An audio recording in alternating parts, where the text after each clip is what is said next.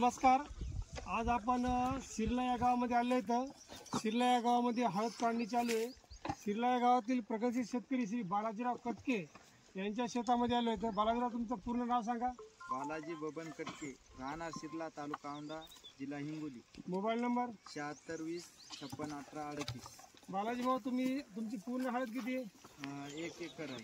1 acre हळद आहे. 1 acre हळद सुरुवातीला तुम्ही काय टाकलंय हळदीला? याला महालाभ टाकले, पोटॅश, महालाभ ग्रॅन्युल टाकले. बरं बरं.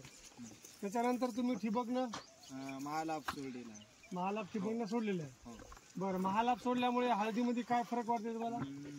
महालाभ सोडल्यामुळं कांडी पोकली, कांडी दाखवा. कांडी पोकली, कांडी दाखवा. कांडीची साईज बघू शकता तुम्ही. बरं, आणखीन काय फरक वाटला महालाभमुळं? पुन्हा सड नाही लागली. बरं, हळदीला सड नाही लागली. पुन्हा संख्या वाढली आहे.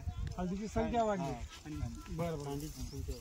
त्यानंतर आपण हळदीचं महत्वाचं म्हणजे हळदीमधलं जे कुरकुमीन असते, तर हे तुम्ही कुरकुमीन बघू शकता.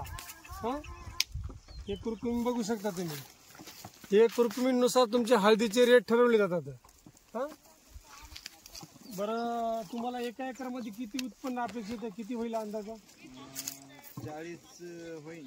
40 क्विंटल. हो, 40. बरं.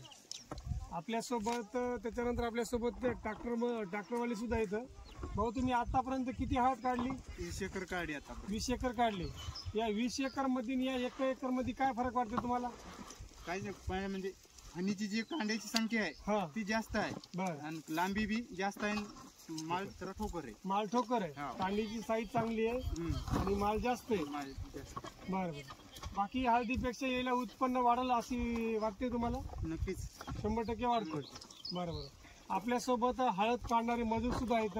आपण त्यांच्याकडे सुद्धा जाणून घेऊया. भाऊ नमस्कार. तुम्ही आतापर्यंत किती हळदी काढल्या? 20 एकर काढली. त्या 20 एकर मध्ये याच्यामध्ये काय फरक वाटतो तुम्हाला हळदीमध्ये? लय फरक वाटतो.